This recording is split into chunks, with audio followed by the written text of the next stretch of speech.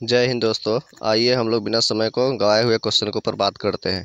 Question ये है कि मयूर सिंहासन जिसको तख्त ताउस कहा जाता था उसका संबंध किससे है? तो शाहजहां से संबंधित है। तो ये जो तख्त ताउस का मयूर सिंहासन बना हुआ था इसको बेबादल खान ने इसको बनाया हुआ था। इसमें पितरा दुर्रा नामक एक जराऊ जो व्यक्ति था इसने काम किया हुआ था। जबकि शाहजहां के काल को स्थापत्य कला का स्वर्ण काल कहा जाता है। जहांगीर के काल को चित्रकला का स्वर्ण काल कहा जाता है। हिंदी के स्वर्ण काल के रूप में अकबर के काल को कहा जाता है। संस्कृत के स्वर्ण काल के रूप में वह गुप्त वंश का गुप्त काल को कहा जाता है। उसी तरह से अगर बात करेंगे शाहजहां के ऊपर तो शाहजहां के कार्यकाल जो है इसका 1600 याद रखेगा 1627 से लेकर 1657 ईस्वी तक इसका कार्यकाल देखने को मिलता है। और इसने बहुत सारा मतलब स्थापित कला मतलब स्थापित किया हुआ था स्मारक वगैरह में। जैसे तो दिल्ली का लाल किला हो गया, दिल्ली का जामा मस्जिद, दीवाने आम दीवाने खास इसने निर्माण कराया हुआ था। इसके अलावा इसने बहुत सारा चीज़ों को जैसे कि किताबों का इसके समय में क्या हुआ था मतलब थी एक दूसरे भाषा से दूसरे भाषा में किया गया था। जैसे महाभारत से लेकर रामायण का इसके समय में ही किया गया था। इसके अलावा इसने एक इसके समय में एक कवि कलश था उसको उपाधि दिया हुआ था। इसके अलावा एक जो था और व्यक्ति जगन्नाथ मिश्रा को महाकवि का उपाधि दिया हुआ था। वैसे शाहजहां की अगर बात करेंगे तो इसको जो है कि इसके समय में जैसे इसने बीमार पड़ा 1657 ईस्वी में तो इसके लेकर उत्तराधिकार के लेकर इसके बेटों के बीच में युद्ध छिड़ गया था। जिसके युद्ध छिड़ने के पश्चात में जो था सबसे पहले युद्ध हुआ था धर्मट का युद्ध। याद रखिएगा कब हुआ था? तो धर्मट का युद्ध। ये कब हुआ था? तो 1658 ईस्वी में। कब हुआ था? तो 15 अप्रैल याद रखना है।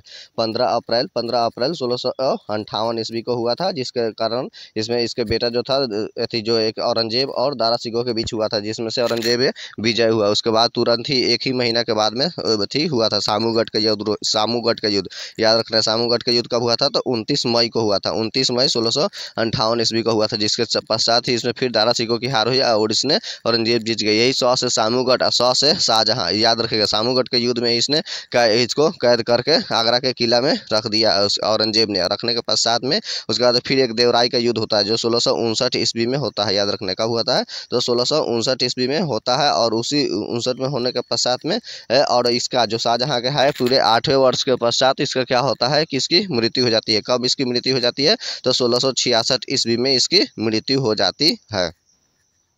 शाहजहां का जो है बचपन का नाम इसका नाम था खुर्रम था। चलिए नेक्स्ट क्वेश्चन की उससे बात करते हैं। हालांकि जिसका बेटा जो था दारा सिकोह उसे शाह बुलंद इकबाल के नाम से जाना जाता है। सबसे ज़्यादा वह विद्वान था। उसने बहुत सारी किताबों का फारसी में अनुवाद किया हुआ था। नेक्स्ट क्वेश्चन के ऊपर बात करते हैं। भारत में सबसे ऊंचा बांध कौन सा है? तो ये टिहरी बांध है। याद रखना है सबसे ऊंचा बांध है। याद रख इसमें ऊंचा के दृष्टि से बताया गया है। लेकिन ऊंचाई के साथ साथ अगर गुरुत्वीय बांध की बात करेगा तो भाखड़ा नंगल बांध जो कि पंजाब में है। याद रखिएगा भाखड़ा नंगल बांध गुरुत्वीय बांध है, जबकि ऊंचा बांध के रूप में टिहरी बांध है। इसके अलावा अगर लंबा बांध के हिसाब से अगर बात किया जाए तो लंबा बांध जो है हीराकुंड बांध जो कि उड़ीसा में है, जो कि महानदी पे बना हुआ है, जो लंबाई के दृष्टि से बांध के बारे में बताया गया है। चलिए नेक्स्ट क्वेश्चन देखते हैं। नेक्स्ट क्वेश्चन यही है कि भारत में सबसे बड़ा नियोक्ता कौन सा है? तो रेलवे ही है। और रेलवे की अगर बात करेंगे तो रेलवे का सबसे ज़्यादा क्या होती है? माल भाड़ा से सरकार को आय से प्राप्त होती है। और रेलवे की अभी अध्यक्ष के रूप में बात करेंगे तो अनिल कुमार लोहाटी थे, लेकिन अब अनिल कुमार लोहाटी नहीं रहे। जया वर्मा जो सिन्हा है उन्होंने अब अनिल कुमार लोहाटी के जगह ले लिया। अब इसी तरह से रेलवे बोर्ड के अध्यक्ष और सीईओ है वही जया वर्मा सिन्हा बन चुके हैं। इसके अलावा अगर बात करेंगे रेलवे में अभी टोटल कितने जोन है तो पहले 17 हुआ करती थी, लेकिन अब 18वां हो गया है। जो दक्षिण तटीय रेलवे जो कि विशाखापट्टनम पड़ता है वह बन गया है। चलिए नेक्स्ट क्वेश्चन के ऊपर बात करते हैं। तो नेक्स्ट क्वेश्चन ये है कि मशरूम से जो है कि प्रोटीन बहुत यात्रा मात्रा में मिलती है। उसी तरह से अगर बात करेंगे प्रोटीन के खोजकर्ता कौन है तो बर्जीलियस को माना जाता है। प्रोटीन 20 तरह की होती है, जिसमें से 10 तरह की प्रोटीन हमें शरीर में पहले से बन जाती है और 10 तरह की प्रोटीन हमें बाहर से भोजन के रूप में लेते हैं। जबकि प्रोटीन जो होते हैं अमीनो एसिड के बने हुए होते हैं। और प्रोटीन का इकाई की अगर बात करेंगे तो इसमें नाइट्रोजन ही है जो कि रूप में प्रोटीन में बदला हुआ रहता है। इसके अलावा अगर बात करेंगे कि मशरूम के अलावा सोयाबीन में भी प्रोटीन की मात्रा अधिकतम मात्रा में देखने को मिलती है। अगर बात करते हैं प्रोटीन में जैसे कि इसमें कौन सा प्रोटीन पाया जाता है तो उसी तरह से देखिए गेहूं में ग्लूटीन प्रोटीन होता है, अंडा में अल्बुमिन होता है कि दूध में केसिन होता है, मांसपेशिया में मायोसिन होता है, हड्डी में ओसिन होता है। इसके अलावा ब्लड में भी मतलब फाइब्रिनोजन हिपैरिन ये सब भी प्रोटीन मात्रा पाई जाती है। इसके अलावा नाखून हो गया, बाल हो गया और जानवरों के खूर वगैरह में इसमें जो होते हैं कीरेटिन प्रोटीन होता है। उसके अलावा बात करते हैं तो ये प्रोटीन के इसकी कमी से क्या होती है, एक मरासमस रोग होती है, मरासमस रोग हो जाता है, जिसमें क्या हो जाती है, मांसपेशियां ढीली पड़ जाती है, और एक क्वाशियोकर बीमारी हो जाती है। क्वाशियोकर को हम लोग क्या कहते हैं, कुपोषण का बीमारी भी कहा जाता है। नेक्स्ट क्वेश्चन देखते हैं। नेक्स्ट क्वेश्चन यही है कि जो है कि वैलेंटाइन दिवस किस तारीख को मनाई जाती है, तो 14 फरवरी को वैलेंटाइन दिवस मनाया जाता है। उसी तरह से इससे मिलता जुलता एक नाम है वैलेंटाइन सिरोल है, जिन्होंने बाल गंगाधर तिलक को और सर अहमद खान को भारतीय अशांति का जनक के रूप में उन्होंने संबोधित किया हुआ था। और इसमें एक 28 फरवरी को है, इसमें सीवी रमन को लेकर विज्ञान दिवस के रूप में मनाया जाता है। नेक्स्ट क्वेश्चन है कि इराक से होकर कौन सी नदी बहती है, तो टाइग्रिस नदी होकर बहती है। इसको इराक को पहले मेसोपोटामिया कहा जाता था, या मेसोपोटामिया का मतलब दो नदियों के बीच की मतलब भूमि को ही कहा जाता था। उसी तरह से ये टाइग्रिस नदी पे बसा है, जबकि जो कि है मिस्र है वह नील नदी पे बसा हुआ है, पेरिस सीन नदी पे बसा हुआ है, और जो इराक है न्यूयॉर्क है हडसन नदी पे है, में वाशिंगटन पोटोमैक नदी पे बसा हुआ है। इसके अलावा बुखारेस्ट बुडापेस्ट और वियना, ये सब बेलग्रेड नदी पे बसा हुआ है। नेक्स्ट क्वेश्चन देखते हैं। नेक्स्ट क्वेश्चन है भारतीय राष्ट्रीय जो है कांग्रेस है, किसके प्रथम मुस्लिम अध्यक्ष कौन से थे, तो बदरुद्दीन तैयब जी थे, जो कि कांग्रेस के तीसरे अधिवेशन 1887 ईस्वी में बनाए गए थे। इसके अलावा इन्होंने तुरंत जस्ट इसके बाद ही 1888 ईस्वी में पहला, जबकि अंग्रेज व्यक्ति जॉर्ज यूले था जो इलाहाबाद में, उनको बनाया गया था। उसी तरह से पहला मतलब गैर हिंदू सदस्य के रूप में अगर बात किया जाए तो दादा भाई नौरोजी के, जो कांग्रेस के दूसरे अधिवेशन 1886 ईस्वी में कलकत्ता अधिवेशन बनाया गया, क्योंकि दादा भाई नौरोजी वो एक पारसी धर्म के थे। जबकि पहला अध्यक्ष बात करेंगे तो बेमेश चंद्र बनर्जी है, उसको पहला अध्यक्ष के रूप में जाना जाता है 1885 ईस्वी में, याद रखिएगा। इसके अलावा अगर महिला की बात करेंगे तो कांग्रेस की पहली महिला अध्यक्ष कौन बनी थी, तो एनी बेसेंट कब बनी थी, वह 1917 में बनी थी। कहाँ पे बनी थी, तो कलकत्ता अधिवेशन में बनी हुई थी। इसके अलावा भारतीय अगर महिला की बात करेंगे तो 1925 में कानपुर अधिवेशन में सोनी नायडू बनी हुई थी। जबकि में कांग्रेस में दो फुट पड़ गया था, एक नरम दल और गरम दल के 1907 ईस्वी में जो हुआ था वह सूरत अधिवेशन में रास बिहारी बोस की अध्यक्षता में। उसके अलावा फिर ये नरम दल गरम दल आपस में मिल गए थे, कब 1916 के लखनऊ अधिवेशन में। लखनऊ अधिवेशन में अध्यक्ष बने थे उसमें अंबिका चरण मजूमदार थे। इसके अलावा मुस्लिम लीग भी उसमें आपस में मिल गया था। अगर बात करेंगे कि कलकत्ता अधिवेशन 1896 ईस्वी में पहली बार वंदे मातरम गाया गया था रहमतुल्लाह सैनी की अध्यक्षता में, और 1911 ईस्वी में 1911 में याद रखिएगा राष्ट्रीय गान जन गण मन जो कि है एम हिदायत जो था विशा नारायण दत्त की अध्यक्षता में गाया गया था। उसी तरह से अगर कांग्रेस की बात करेंगे तो पहला गांव में अधिवेशन हुआ था पहली बार 1937 के फैजपुर अधिवेशन में, जो कि कलकत्ता में पड़ता है। उसके अलावा सुभाष चंद्र बोस 2 बार कांग्रेस के अध्यक्ष बने थे, 1938 के हरिपुरा गुजरात में पड़ता है, 1939 में त्रिपुरी जो कि मध्य प्रदेश में पड़ता है। यही त्रिपुरी में इन्होंने त्याग पत्र दे दिया था, जिसके पश्चात में क्या हुआ था कि डॉक्टर राजेंद्र प्रसाद को बनाया गया था, क्योंकि पटाभी सीतारमैया हार गए थे, जिसके पश्चात गांधी जी ने बोला था कि यार पटाभी सीतारमैया की हार नहीं बल्कि यह मेरी हार है। उसके लेकर मतलब इन्होंने दुखी होकर इन्होंने त्याग पत्र दे दिए थे। हालांकि उन्हें सबसे लंबा समय तक अगर कांग्रेस के अध्यक्ष की बात करेंगे तो वह अबुल कलाम आजाद रहे, 1940 से लेकर, याद रखना है 1940 से लेकर उन्होंने 46 तक ले बना हुआ था, क्योंकि दूसरा विश्व युद्ध जो शुरू हो गया था 1939 से लेकर 1945 में, इसके लेकर बीच में क्या हुआ था थी मतलब नहीं कांग्रेस का सम्मेलन बुलाया गया था।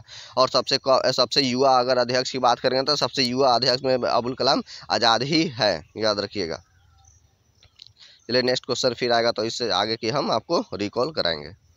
नेक्स्ट क्वेश्चन है कि 23.5 डिग्री दक्षिणी अक्षांश को क्या कहा जाता है, तो मकर रेखा के नाम से जाना जाता है। उसी तरह 23.5 डिग्री उत्तरी अक्षांश को कर्क रेखा के नाम से जाना जाता है। अब बात कर लेते हैं हम लोग यहाँ पे थोड़ा सा ग्लोब के ऊपर हम लोग थोड़ा सा ध्यान देंगे। ये क्या है, ये एक पृथ्वी है। तो इसके अलावा यहाँ पे जो पृथ्वी है तो इसके जो बीच से जो गुजरती है 0 डिग्री अक्षांश, इसको विषुवत रेखा कहते हैं या फिर भूमध्य रेखा कहा जाता है। इसी तरह से 23.5 डिग्री ऊपर की ओर जो रहती है इसको कर्क रेखा कहा जाता है, जबकि 23.5 डिग्री नीचे की ओर आती है दक्षिण अक्षांश वाला क्षेत्र में इसको मकर रेखा कहा जाता है। उसी तरह से 66.5 डिग्री जो होती है ऊपर की तरफ में, याद रखें कितना 66.5 डिग्री, उसको आर्कटिक रेखा कहा जाता है। जबकि 66.5 डिग्री दक्षिणी अक्षांश की तरफ में रहेगा तो इसको अंटार्कटिक रेखा कहा जाता है। उसको याद रखें ऊपर वाला के आर्कटिक, जबकि नीचे वाला के अंटार्कटिका कहा जाता है। उसी तरह से 90 डिग्री अक्षांश वाला रेखा को उत्तरी ध्रुव कहते हैं, जबकि दक्षिण डिग्री अक्षांश रेखा को इसको हम लोग दक्षिणी ध्रुव के नाम से जानते हैं। जबकि अक्षांशों की कुल संख्या कितना है, तो 180 है। जबकि देशांतर जो रेखाएं होती है वो ऊपर से नीचे की ओर निर्धारित आती है, ऊपर से लेकर नीचे तक आती है, उसको देशांतर रेखा कहते हैं। देशांतरों की संख्या कितना है, 360 है, याद रखें। अक्षांश कितना है, तो 180 है। किसी भी देश का समय का निर्धारण देशांतर रेखा के आधार पर हो जाती है, जबकि देशांतर और अक्षांश मिलाकर किसी भी वस्तु का स्थिति को, पोजीशन को देखा जा सकता है। उसी तरह से अगर बात करेंगे भारत का, तो भारत याद रखना है कि भारत जो है हमारा किधर के तरफ में है, तो यह उत्तरी गोलार्ध के तरफ में, याद रखिएगा किधर है, उत्तरी गोलार्ध के साथ साथ कौन सा है देशांतर में, तो पूर्वी देशांतर में बसा हुआ है। और अगर बात करते हैं दो अक्षांशों के बीच की दूरी को, तो दो अक्षांशों के बीच की दूरी को क्या कहा जाता है, तो कटिबंध कहा जाता है। जबकि दो अक्षांशों के बीच की दूरी कभी भी नहीं बदलती है एक दूसरे के ऊपर। उसी तरह से और जबकि दो अक्षांशों के बीच की दूरी कितनी होती है, तो 111 मतलब 32 किलोमीटर होती है, याद रखिएगा। इसके अलावा दो देशांतर रेखाओं के बीच की दूरी को गोड़े कहा जाता है। दो देशांतर रेखाओं के बीच की दूरी अधिकतम, याद रखिएगा, कहाँ पे मिलती है, तो अधिकतम विषुवत रेखा पर देखने को मिलती है। ये विषुवत रेखा पर देखने को मिलती है, ये रहा देखिएगा। यहाँ पे जो है देशांतर रेखा यहाँ पर होती है, देशांतर रेखा अधिकतम होती है 11 यहाँ पे 3-4 किलोमीटर होती है। जबकि सबसे न्यूनतम दूरी कहाँ पे होती है, तो इसका जो होती है ध्रुव पे होती है, सबसे कम होती है। क्योंकि ध्रुव पे इसका क्या हो जाती है कि शून्य हो जाती है। ध्रुव पे कितना हो जाती है, तो शून्य हो जाता है। जबकि अधिकतम दूरी विषुवत रेखा पर होती है। याद रखेगा, दो देशांतर रेखाओं के बीच की दूरी जैसे ही हम लोग विषुवत रेखा से ध्रुव की ओर जाते हैं वह घटते जाती है, घटते घटते क्या हो जाती है, ध्रुव पे शून्य हो जाती है। उसी तरह से अगर ध्रुव से हम लोग विषुवत रेखा की तरफ में आते हैं तो बीच की दूरी क्या हो जाती है, बढ़ते जाती है। उसी तरह से भारत में जो देशांतर रेखा का एक रूप में मानक समय रेखा निर्धारित किया गया 82.5 डिग्री है। याद रखें कौन सा है, 82.5 डिग्री है, जो कि कितने 5 राज्यों से होकर गुजरती है, जैसे उत्तर प्रदेश, मध्य प्रदेश, छत्तीसगढ़, उड़ीसा और आंध्र प्रदेश। उसी तरह से अगर बात करते हैं 23.5 डिग्री कर्क रेखा भारत को उत्तर और दक्षिण भारत में बांट देती है। तो अब बात, और जबकि बीचों बीच से होकर गुजरती है। अब बीचों बीच से जब गुजरती है तो याद रखिएगा कौन कौन से राज्य से होकर गुजरती है, तो जैसे गुजरात हो गया, गुजरात, राजस्थान, मध्य प्रदेश, छत्तीसगढ़, झारखंड और पश्चिम बंगाल, त्रिपुरा और मिजोरम, यही 8 राज्यों से होकर कर्क रेखा गुजरती है। तो ये कर्क रेखा ही है जो कि उत्तर और दक्षिण भारत को अलग कर देती है। इसके अलावा सातवाहन वंश भी था जो कि उसने उत्तर भारत और दक्षिण भारत को सेतु की तरह कार्य किया हुआ था। और अगर भूगोल की दृष्टि से देखेंगे इसको, तो जो उत्तरी जो भाग था भारत का वो अंगारा लैंड का भाग है, जबकि दक्षिणी जो भारत है तो यानी कि प्रायद्वीपीय भारत वह गोंडवाना लैंड का देखने के रूप में जाना जाता है। इसके अलावा जो रामानंद थे भक्ति काल से संबंधित थे, वो उन्होंने दक्षिण भारत से उत्तर भारत में लाने का कार्य किया हुआ था। और अगर जो नर्मदा नदी है वह उत्तर भारत को दक्षिण भारत में आपस में एक दूसरे को सेतु के रूप में जोड़ने का कार्य करता है। और एक पहाड़ भी है, याद रखिएगा, विंध्याचल पर्वत, जो कि उत्तर भारत को दक्षिण भारत को जोड़ता है। याद रखिएगा, हमने जो अभी क्वेश्चन हमने बताया, जो भी उत्तर भारत दक्षिण भारत से इससे रिलेटेड जितना भी क्वेश्चन बन सकता था, हमने आपको रिकॉल कराने की कोशिश किया। जबकि याद रखिएगा जो ये जो होती है, जो अक्षांश रेखाएं होती है, इसकी सबसे लंबी परिधि अगर की बात करेंगे तो जो विषुवतीय जो रेखा जब जाता है वही सबसे लंबा परिधि है, जो कि लगभग 40, याद रखिएगा 40,000 किलोमीटर को देखने को मिला जाता है पृथ्वी को परिधि को लेकर। चलिए नेक्स्ट क्वेश्चन पर बात करते हैं। नेक्स्ट क्वेश्चन यही है कि विषुवतीय रेखा पे हमने अभी आपको बताया था कि विषुवतीय रेखा किसको कहा जाता है, 0 डिग्री अक्षांश वाला को कहा जाता है या भूमध्य रेखा कहा जाता है। तो ये विषुवतीय रेखा पर दिन और रात क्या होती है, बराबर होती है। अब बात कर लेते हैं दिन और रात बराबर कब मतलब होती है, वह कब होती है। तो याद रखिएगा 21 मार्च, क्या होता है, तो 21 मार्च और 23 सितंबर को होती है, दिन और रात बराबर होती है। उसके अलावा दिन और रात जो होती है वह पृथ्वी के घूर्णन के कारण होती है। जबकि इसके अलावा गर्मी और जब ठंडी पड़ती है यानी कि ऋतु परिवर्तन वह परिक्रमण के कारण होता है। नेक्स्ट क्वेश्चन देखते हैं कि इंटरप्रेटर ऑफ मेलोडीज के लेखक कौन है, तो वह झुम्पा लाहिड़ी है। जो सोहनी है वह सुबह के समय क्या हो जाता है, राग होता है या गाया जाता है। इसके अलावा अगर बात करते हैं अब नेक्स्ट क्वेश्चन के ऊपर, तो नेक्स्ट क्वेश्चन यही है कि गुरनेथी क्या है। एक पाब्लो पिकासो एक चित्रकारी था, और चित्रकला का याद रखेगा स्वर्ण काल अगर बात किया जाएगा मुगल में तो जहांगीर के काल को ही कहा जाता है। संसद पर आतंकवादी हमला कब हुआ था, तो याद रखना 13 दिसंबर 2001 ईस्वी को हुआ था। और उसके अलावा यही 2001 ईस्वी में सबसे भयानक भूकंप भी आया हुआ था, गुजरात के भुज वाला स्थान पे आया हुआ था। अगर बात करते हैं ये संसद भवन का, तो मतलब संसद भवन का डिजाइन एडवांस लुटियन ने तैयार किया हुआ था। और संसद के याद रखना अनुच्छेद कितना में देखने को मिलती है, तो 79 में। तो संसद का गठन 79 में, 80 में है राज्यसभा का, 81 में है लोकसभा का गठन। अब जबकि ये संसद के 3 अंग होते हैं, हम लोग जानते हैं कि राज्यसभा होती है, लोकसभा होती है और राष्ट्रपति होती है। जबकि राष्ट्रपति का अगर देखेंगे तो राष्ट्रपति के पद के बारे में 52 अनुच्छेद में दिया गया है। तो याद रखिए राष्ट्रपति का पद हुआ है ब्रिटेन से लिया गया है, लेकिन राष्ट्रपति का जो निर्वाचन होता है वह अमेरिका से लिया गया है। जबकि निर्वाचक मंडल जो कहेगा तो आयरलैंड से लिया गया है। और अगर राष्ट्रपति का अगर ट्रिक हम लोग देख लेंगे तो राष्ट्रपति का ट्रिन होता है, याद रखिएगा पकानी कोका दुयोदशम। तो याद रखना इसका क्या ट्रिक होता है, पकानी कोका दुयो दशम होता है। तो पकानी यानी कि 52 में क्या होती है, राष्ट्रपति का पद की बात करता है, 52 से लेकर 61 तक राष्ट्रपति, 52 में राष्ट्रपति का पद होता है, 53 में कार्यपालिका शक्ति होती है और 54 में राष्ट्रपति का निर्वाचन होता है। तो निर्वाचन में सभी निर्वाचित सदस्य भाग लेते हैं, मनोनीत जो होते हैं राज्यसभा में 12 वह भाग नहीं लेते हैं। हालांकि जो पहले लोकसभा में 2 और भी मनोनीत होते थे जो राष्ट्रपति करता था, वो अभी भाग नहीं लेते हैं। उसके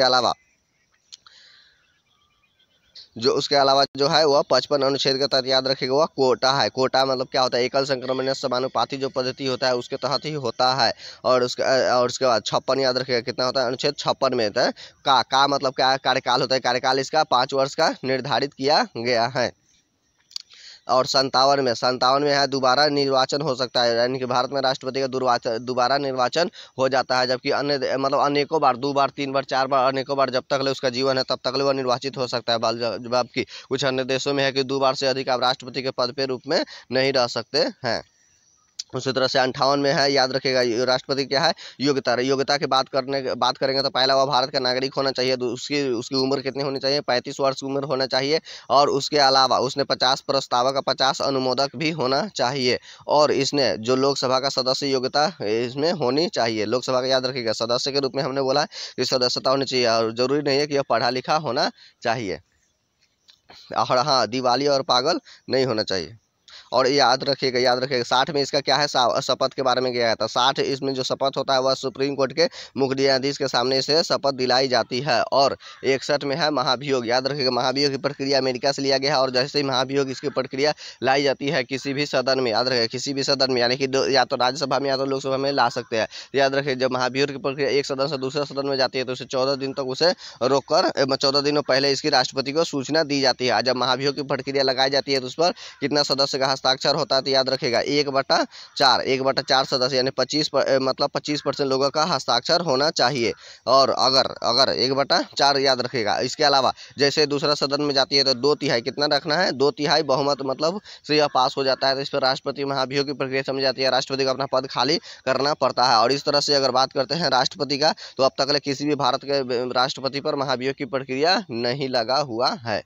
और जबकि अन्य भी व्यक्ति जैसे सुप्रीम कोर्ट के न्यायाधीश वगैरह होते हैं और महान्यायवादी होते हैं, इन पर भी महाभियोग जैसी ही प्रक्रिया लगती है, लेकिन उसको महाभियोग सब जैसी ही लगती है प्रक्रिया, यानी कि जो पद्धति इसमें लाया गया है, लेकिन महाभियोग नहीं पूर्ण होता। जबकि महाभियोग सिर्फ और सिर्फ राष्ट्रपति के लिए किया गया है। राष्ट्रपति भारत का प्रथम नागरिक होता है, इसका वेतन जो होता है अभी 5 लाख रुपये है। और इसने बहुत सारे व्यक्तियों की नियुक्ति करता है, जैसे 74 अनुच्छेद के तहत मतलब इसके एक मंत्री, इसके सलाह देने के लिए एक मंत्री परिषद होता है जिसका प्रधानमंत्री होता है। 75 के तहत प्रधानमंत्री की नियुक्ति करते हैं, उनके सलाह पर अन्य मंत्रियों नियुक्ति करते हैं। 76 में जो है महान्यायवादी की नियुक्ति राष्ट्रपति ही करते हैं। 315 अनुच्छेद के तहत अखिल भारतीय संघ का भी स्थापना करते हैं। 344 अनुच्छेद के तहत राजभाषा आयोग का भी गठन करते हैं। और 280 अनुच्छेद के तहत वित्त आयोग का भी गठन करते हैं राष्ट्रपति। इसके अलावा राज्यपाल का भी नियुक्ति करते हैं।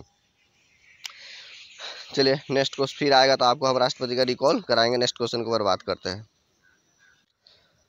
तो नेक्स्ट क्वेश्चन यही है कि गरुड़ जो है कहाँ का है, तो इंडोनेशिया का है, वायु सेवा है। जबकि इंडोनेशिया क्या कहा जाता है, उसको सबसे मतलब द्वीपों का समूह सबसे बड़ा इंडोनेशिया है। जबकि सबसे बड़ा मतलब अगर प्रायद्वीप के रूप में अरब प्रायद्वीप को जाना जाता है। सबसे बड़ा द्वीप कौन सा है, तो वह ग्रीनलैंड है।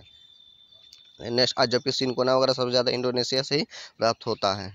नेक्स्ट क्वेश्चन देखते हैं। संकुल वन कहाँ देखने को मिलता है, तो याद रखिएगा ये टाइगा प्रदेश वाला क्षेत्र जो होता है, यानी कि जो ये वाला जो ठंडा वाला प्रदेश जो क्षेत्र होता है उसी पर देखने को मिलता है। और शंकुधारी वन वह हिमालय वगैरह क्षेत्र में देखने को मिलता है। अब बात कर लेते हैं वन का, तो वन याद रखिएगा पृथ्वी पर कितना % होना चाहिए, तो याद रखना है 33% लगभग वन हमें होना चाहिए। लेकिन अभी अगर बात करेंगे तो अगर भारत में अभी कितना % पे वन है, याद रखिएगा 24 वन और वृक्षारोपण दोनों मिलाकर कितना है, 24 कुछ % पे साथ में है। इसके अलावा सिर्फ और वृक्षारोपण 2 कुछ % पर किया गया है। जबकि अगर सबसे अधिक वनों की बात करेंगे तो मध्य प्रदेश में सबसे ज़्यादा वन देखने को मिलते हैं, जबकि हरियाणा में सबसे कम है।